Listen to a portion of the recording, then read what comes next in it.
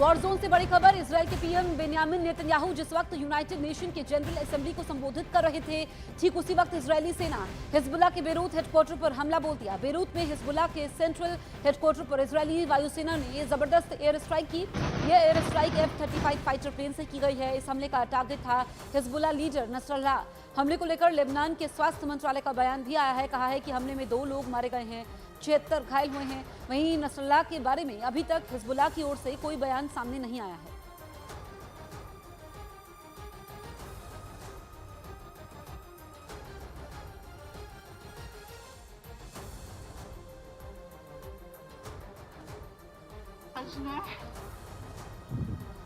لك يا حسن هلا ضربوا ورا مستشفى الزهراء.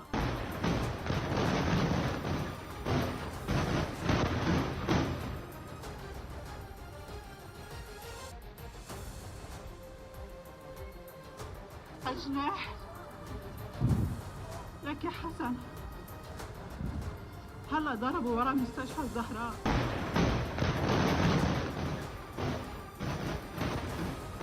तो तस्वीरें हम आप तक पहुंचा रहे हैं। यहां पर इसराइल ने जो हमला किया है, जिसमें आपको बताएं कि हिजबुल्लाह का नेता नसरल्लाह टारगेट पर था। हालांकि वो कहां पर है, क्या सुरक्षित है या नहीं, इसको लेकर कोई आधिकारिक प्रतिक्रिया अभी तक सामने नहीं आई है। लेकिन इसराइल के हमले में कई इमारतें ज़रूर तबाह हुई हैं, नुकसान पहुंचा है, जिसमें जानकारी ये मिली है कि 2 लोग घायल हुए हैं, 76 लोग, इसमें 2 से ज़्यादा घायल बताए जा रहे हैं, जबकि 2 लोगों की मौत भी हुई है। और यहाँ पर नेतन्याहू ने वीडियो कॉन्फ्रेंसिंग के जरिए अधिकारियों के साथ मीटिंग भी की है।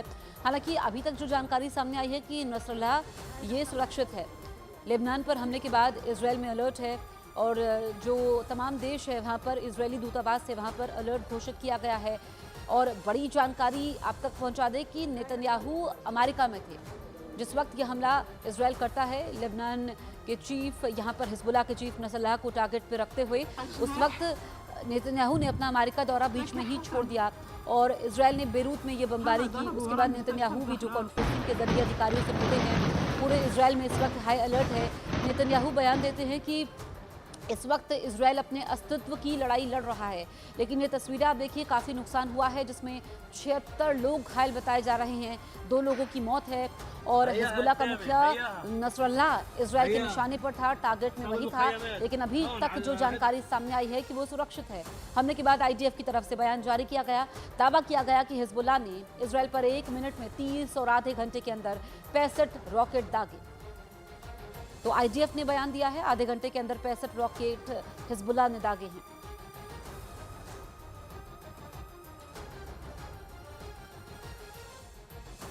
लेबनान की राजधानी बेरूत से, जहां इजराइल ने हिजबुल्लाह के हेडक्वार्टर पर अब तक का सबसे बड़ा हवाई हमला कर दिया है। इजराइल के F-35 लड़ाकू विमानों ने बम बरसाए।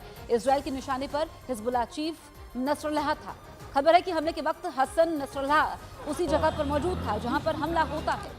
जिस वक्त इजराइल के पीएम नेतन्याहू संयुक्त राष्ट्र महासभा में भाषण दे रहे थे, उसी समय इजरायली एयरफोर्स ने बेरूत पर बमों की बरसात की। हमले के तुरंत बाद नेतन्याहू ने अपने रक्षा मंत्री और आला अफसरों के साथ वीडियो कॉन्फ्रेंसिंग के जरिए बातचीत की। और अब कहा जा रहा है कि नेतन्याहू ने अपनी अमेरिका यात्रा का समय घटाकर जल्द ही इजराइल वापस लौटने का फैसला किया है।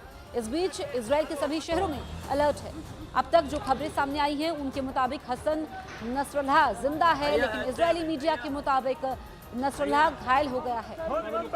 तो नसरल्लाह को लेकर के कई तरह की खबरें हैं। एक तरफ इजराइल दावा कर रहा है कि नसरल्लाह घायल हुआ है क्योंकि वही टारगेट पर था। दूसरी तरफ ये कहा जा रहा है कि नसरल्लाह सुरक्षित है। लेकिन सवाल ये खड़ा होता है कि क्या हिजबुल्लाह का नेता नसरल्लाह मारा गया है? इसको लेकर के आधिकारिक प्रतिक्रिया का इंतजार करना होगा। लेबनान में इजराइल के हवाई हमले तेज होने के बाद हिजबुल्लाह भी लगातार इजराइल पर हमले कर रहा है। जिस वक्त से वहां के हालात लगातार खराब हो रहे हैं, ऐसे हालात में यूके ने भी लेबनान में मौजूद अपने नागरिकों को तुरंत लेबनान छोड़ने का आदेश जारी कर दिया है। ब्रिटिश एम्बेसी ने एडवाइजरी जारी करके कहा कि अगली जो भी फ्लाइट मिले उससे तुरंत ले और वहां से निकले। ब्रिटिश दूतावास फ्लाइट में अपने नागरिकों के लिए सीट सुरक्षित रखने, उसकी कैपेसिटी को बढ़ाने के लिए भी काम कर रही है।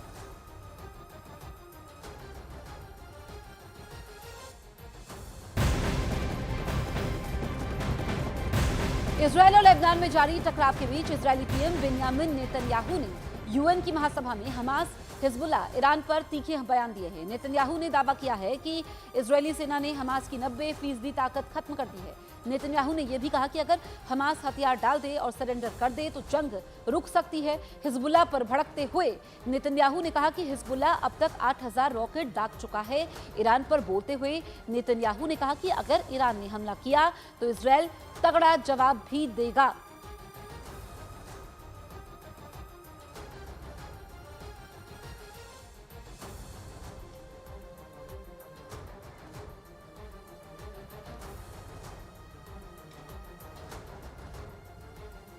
तस्वीरें आप तक पहुंचा रहे हैं। 8000 से ज्यादा रॉकेट यहां पर दागे गए हैं। बेरूत हेडक्वार्टर पर हमला होता है।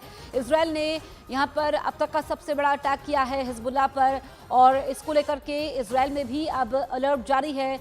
और यहां पर नेतन्याहू कह रहे हैं कि हमने हमास की 90% ताकत को कम किया, हमास हथियार डाले तो युद्ध रुक सकता है। ये बयान उनकी तरफ से आया है। और आपको बताएं कि 8000 से ज़्यादा रॉकेट हिजबुल्ला ने भी दागे हैं। यहाँ पर जवाबी कार्रवाई भी की है।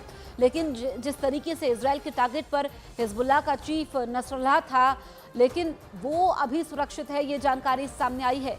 लेकिन जिस वक्त नेतन्याहू अमेरिका में थे उस वक्त ये हमला होता है। ऐसे में उन्होंने अपना दौरा छोटा कर दिया है। वो इजरायल वापस लौट रहे हैं। उत्तर प्रदेश के मुरादाबाद में ट्रैक्टर के नीचे दबने से एक आदमी की मौत के बाद वहां बवाल हो गया। गुस्साई भीड़ ने पुलिस वालों पर हमला कर दिया। आरोप है कि लोगों ने पुलिस वालों को दौड़ा दौड़ा कर पीटा और उन पर पत्थर भी बरसाए। गांव के लोगों ने आरोप लगाया कि पुलिस अवैध वसूली के लिए एक ट्रैक्टर का पीछा कर रही थी। पुलिस से बचने के चक्कर में ड्राइवर ने ट्रैक्टर को तेजी से दौड़ाना शुरू किया। उसी चक्कर में वो ट्रैक्टर अचानक पलट गया और उसके नीचे दबने से मोनू नाम के आदमी की मौत हो गई। और मोनू की मौत के बाद गांव के लोगों का गुस्सा 7वें आसमान पर पहुंच गया। गुस्साई भीड़ ने पुलिस वालों पर हमला कर दिया। महिलाओं से लेकर बुजुर्ग तक डंडे लेकर पुलिस वालों पर टूट पड़े। देखकर ऐसा लगा जैसे लोग उनकी जान ही ले लेंगे। इसीलिए जान बचाने के लिए पुलिस के लोगों ने वहां से भागना शुरू कर दिया। उनके पीछे बड़ी संख्या में गांव के लोग उन्हें डंडे लेकर खदेड़ते और पीटते दिखाई दिए। कुछ लोगों ने उन पर पत्थर भी फेंके। इसी बीच लोगों ने भागने की कोशिश कर रहे एक पुलिस वाले को पकड़ लिया। उन लोगों ने उनकी वर्दी फाड़ दी। कोई उन पर डंडे बरसाता दिखा तो कोई उन्हें घूंसे मारता रहा। एक आदमी उन पर ताबड़तोड़ चप्पलें चलाता नजर आया। इस दौरान उनके कुछ साथियों ने उन्हें बचाने की कोशिश की, लेकिन लोगों के गुस्से के आगे उनकी एक न चली। तभी एक महिला वहां पहुंची और उन्होंने उन पर डंडे से हमला शुरू कर दिया। हालांकि पुलिस ने किसी तरह हमलावर